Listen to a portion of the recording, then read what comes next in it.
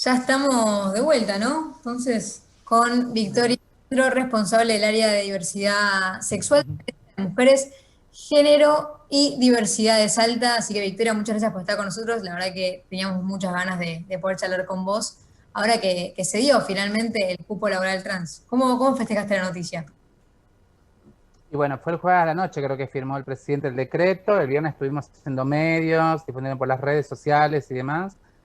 Y claramente esto es el primer paso hacia un proceso de reparación que el Estado Nacional y los estados provinciales y municipales tienen que avanzar hacia, decía esto de reconocer, ¿no es cierto?, que fuimos víctimas de toda una práctica discursiva, de estigmatizaciones y por ende de violencias muchas veces avaladas por el Estado que las personas trans hemos padecido, ¿no?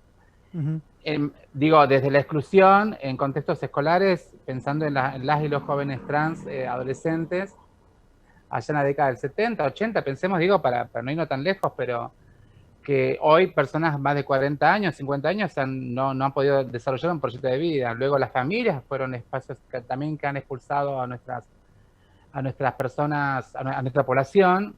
Ujú. Y digo, este proceso es muy reciente, ¿no? Desde la ley de identidad de género, que es el primer paso, cuando te reconoce tu identidad como Ujú. ciudadana política, y después todo esto todos los avances que se dieron, pero sin duda creo que lo de este año, el haber incluido dentro de un programa nacional como es el Potencial Trabajo a más de 3.500 beneficiarias y beneficiarios trans y este cupo laboral por Ujú. decreto, bueno, es un paso enorme. Falta mucho. Bueno, pero Digo, es un buen primer paso, digamos. tal cual. Victoria, recién hablábamos un poco en la apertura con Manu este tema de, por ahí, para no ser muy porteñocentristas, también queríamos hablar con vos que estás desde Salta y hablar un poco de cómo se vive allá, ¿no? En Salta está la idea de que por ahí, no sé si es muy idea porteña la idea, discúlpame, no es, pero está el prejuicio de que en el interior el machismo está mucho más grande. No es que en la ciudad no haya, hay un montón también. Pero Pero como quería, hay más población, se Se mezcla. diluyen. Y se claro, se Claro. diluyen. diluye. Pero quería que nos cuentes vos la experiencia, por lo menos desde Salta, y cómo se recibió esta ley en esa provincia. La verdad que muchos medios, ¿no? Digo, pero también es fruto del trabajo que venimos en coordinación con los medios de comunicación ya hace años. Ujú. La verdad que muchos medios han servido, por lo menos en Salta, por lo menos en la ciudad. Yo siempre agradezco a los medios, ¿no? Lo que viste que se cumplieron 100 años de la radio y siempre, bueno, me Sí. acuerdo en el año 2007 cuando armamos como primer grupos así incipiente de varios chicos y chicas. Ahí siempre agradecerles que nos dieron la posibilidad de poder expresarnos en los medios de comunicación. Yo siempre agradecida y por eso respeto, digo, el trabajo que vienen haciendo los comunicadores y comunicadoras en cualquier soporte que hoy tengan. Ujú. Entonces, decía, sí, fue muy buena la cobertura, la verdad, y muchos periodistas contentos porque te lo decían, te lo expresaban. Ahora, en términos que Ujú. vos recién preguntabas, sí, esto del machismo y demás, sí, obviamente en ámbitos de ruralidad, eh, Sí, eso es una posición, ¿no? Yo sí, siento sí. que no hay posibilidad de términos intermedios. Digo términos intermedios, pienso en un varón gay. En un varón Ujú. gay que no puede, a ver, si bien no puede llegar a ser en algunos lugares y de determinadas clases, por así decirlo, pero hasta ahí nomás no es visible, ¿no? Esta cuestión de su manifestación afectiva con una persona del mismo sexo. Entonces, ni hablar, salvo aquellos lugares donde ya la sociedad te ha asignado. Pienso en la peluquera trans Sí. o en la peluquera que está en esa transición, que se está reafirmando su identidad transgénero y demás, o la persona trans. Digo, ahora, ¿cuáles son los lugares que en la ruralidad le ha asignado históricamente a las personas trans? Han sido el lugar estos, ¿no? La peluquera, la, la, obviamente la prostituta, porque ha sido Ujú. segregada de los espacios de formalidad.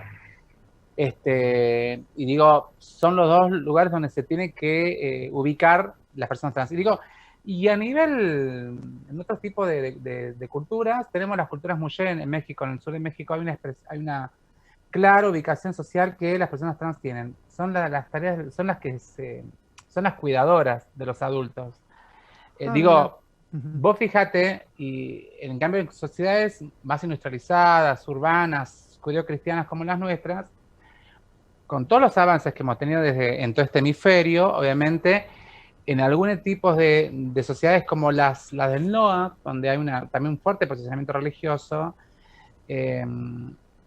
digo, hablo de Salta Capital, está mucho más diseminado, es más visible, es más fruto también de la organización, pero yo me pongo a pensar, ¿cómo será hacia el resto de la provincia? Bueno, ahí sí entendemos, ahí encontramos toda esta crudeza digamos, de la ruralidad hacia el resto de las identidades.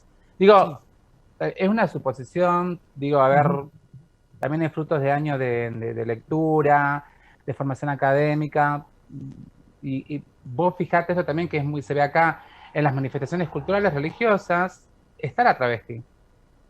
Es la que hace la florcita del pueblo, la que acomoda las flores en la iglesia y demás, pero en la cotidianidad no estamos.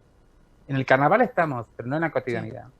Ni hablar en todos los otros espacios, que como dijimos el otro día, y estamos convencidas, venimos a ocupar a raíz de todos los avances que estamos teniendo en Argentina.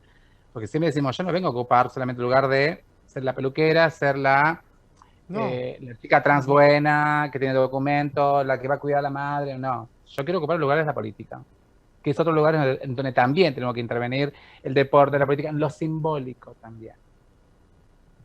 Sí, Digo, ponerle todo eso, no? por supuesto que es alentador y es para celebrarlo. Vos sos profesora, ¿no? Sí.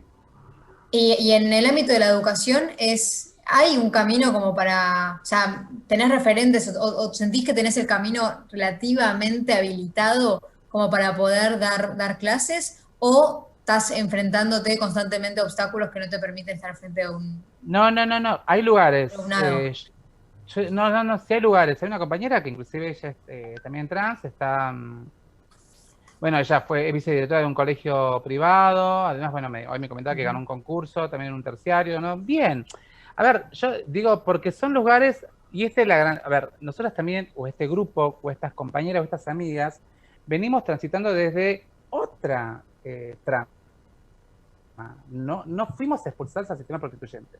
Esa es una realidad. También nuestra exteriorización de identidad fue más tardía, porque también tuvimos que negociar nuestras existencias en aquellos lugares donde teníamos una posibilidad. Digo, pienso en el estudio. Yo a los 13, 14 años, cuando me quise ir de casa,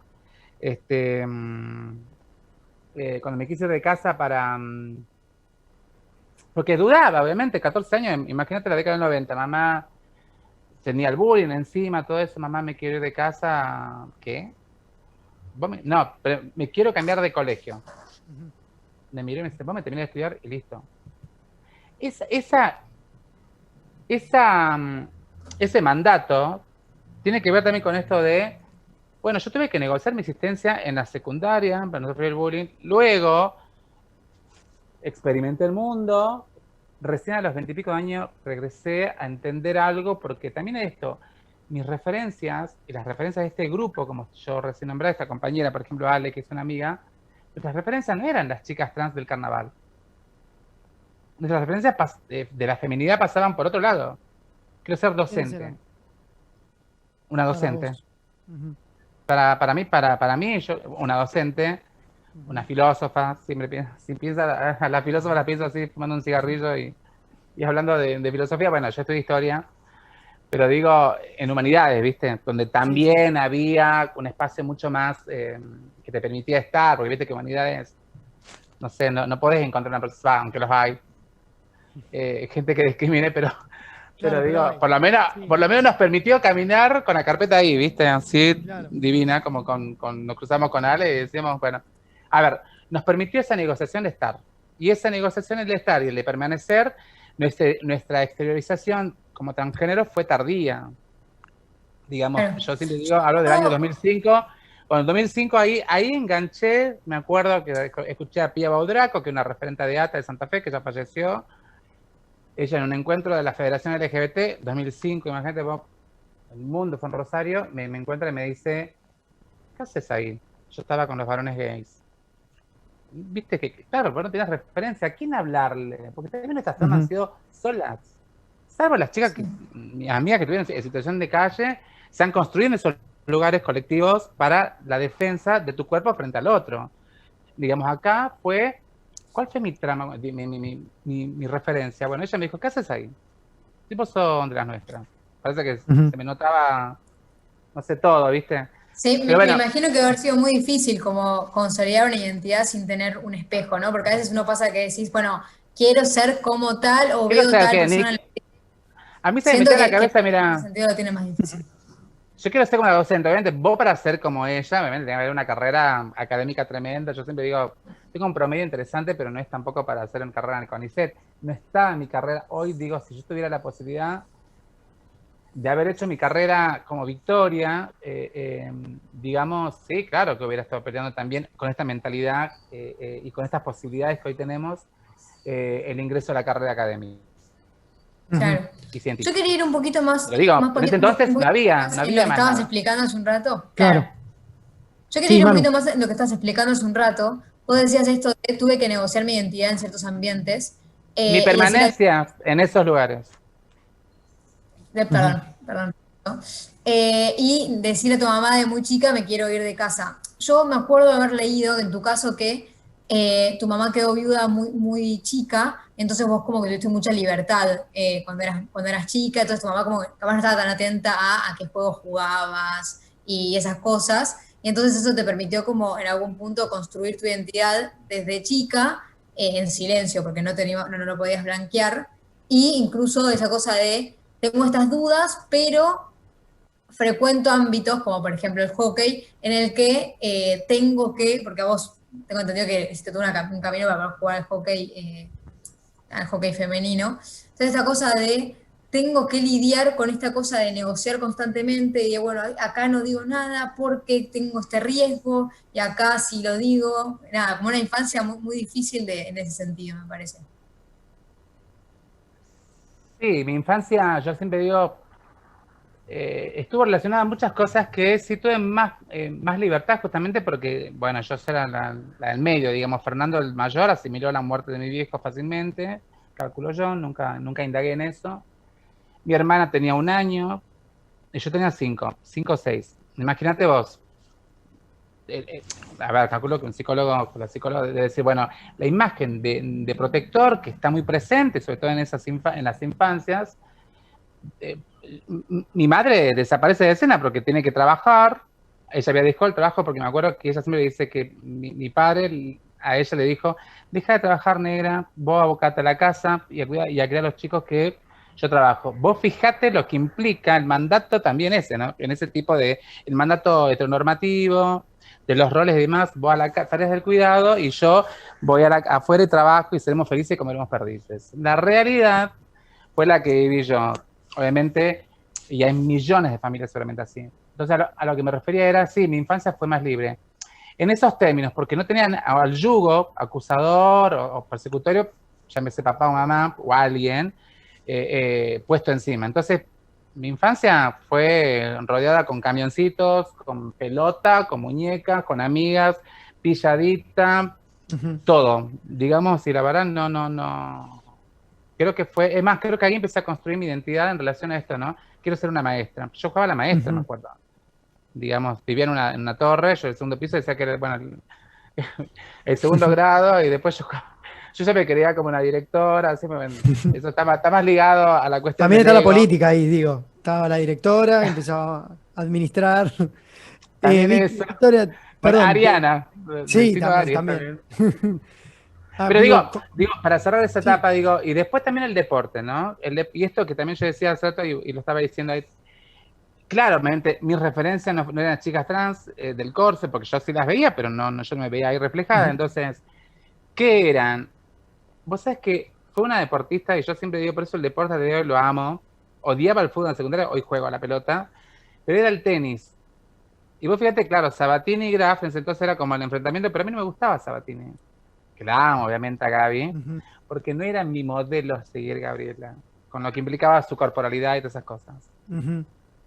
Mira, yo me quería una Claro. rubia, porque a mí me gustaba Steffi Graf porque la veía mucho más femenina en la cancha. Digo, hoy me río, ¿viste? Sí. Porque vas desconstruyendo. Obviamente, si sigo anclada en esa edad, diría, bueno, me diría mi psicóloga, Victoria, ya desprendete de eso, porque ya no tenés 12 años, tenés ya 40 años. Pero digo, ¿cómo yo entendía la feminidad? En dos figuras que fue, para el tenis, ustedes capaz que son chicos, fue fundamental, digo, en esa época del tenis femenino. Digo, obviamente, tenis, recién empecé a jugar este año en el verano, como victoria, porque obviamente es caro el deporte, pero digo, si yo hubiera tenido esas posibilidades, tal vez soñaba con ser una tenista profesional. Pero bueno, es eso. Bueno, pero de a poco, como decíamos al principio, se van abriendo. Dijimos, este fue un primer paso, faltan muchos más. Y Victoria, como para ir cerrando también la nota, te quería preguntar cuál crees vos que sería el próximo. Digo, como para seguir, digo, está el cupo laboral y ahora ¿con qué podemos seguir? Tiene que ver con esto que está... para incluir más todavía. Tiene que ver con esto que yo estaba contando, ¿no? Esto de transversabilizar las políticas respetuosas de la diversidad sexual y de las identidades de géneros transgéneros en todas las políticas públicas. Digo, pensemos en las futuras generaciones. En esos pibes y pibas que a lo mejor en la adolescencia van exteriorizando su identidad, pero que la vivan, que la pasen bien, que el colegio acompañe, que la familia acompañe. Para eso también tenemos que formatear un modelo de escuela mucho más inclusivo. Bueno, la ESI, ¿no apoyaría todo esto? No, claro, la ESI es fundamental, pero bueno, la idea es tener anclaje en los decisores políticos. Digo, los decisores políticos son los que tienen que claramente tomar, digo, esto que pasó con el presidente, es un gesto político. Y la política se hace con gestos. Digo, no sé, a mí por ahí más me gusta siempre la parte de la seguridad. Estoy ahí formándome en temas de seguridad. También, allí, digamos, cuando hablamos de la integralidad de las políticas públicas, es que nadie quede fuera del acceso a la salud, a la educación, a un programa de viviendas, el acceso a las universidades. Uno dirá, bueno, pero hoy ya sí está aceitado. Bueno, la idea es que eso se profundice. Y se profundiza con gestos. Por eso, cuando nos empiecen a ver en aquellos lugares donde antes no estábamos, hay que decirle a las personas, no, yo no vengo a ocuparle no vengo a quitarte el lugar a vos ni a vos. Vengo a ocupar mi lugar. Eso sabes, estuvo me negó mucho por el hecho de ser lo que soy. Digo, pensemos en una buena compañera trans que te reciba en el Banco Nación. O que te llame desde la FIP. No sé. Pienso, no sé, digo, y me encanta vivir esta posibilidad. Por eso decía, sí, lo vivo de esta posibilidad y trabajar para que esas futuras infancias trans, luego adolescencias, no queden fuera de ningún lugar. Y el deporte también es un lugar más. Digo, no sé. Sí, me encantó eso que dijiste, no vengo a ocupar tu lugar ni el de otro, sino el mío. Como eso me parece súper claro, porque no es una... O sea, siempre está esa cosa cuando se incluye, está estos debates de por qué se incluye tal y no tal otro. Digo, que incluyan a uno no excluye al otro, es simplemente, bueno, dar pasos para adelante, ¿no? Esto es muy común de por qué en el lenguaje inclusivo se incluye a las diversidades, pero no hablamos en braille, hay gente que tiene esos comentarios. Y yo digo, como, nunca va a estar mal incluir, es ir para adelante, a lo sumo incluyamos las dos cosas, como...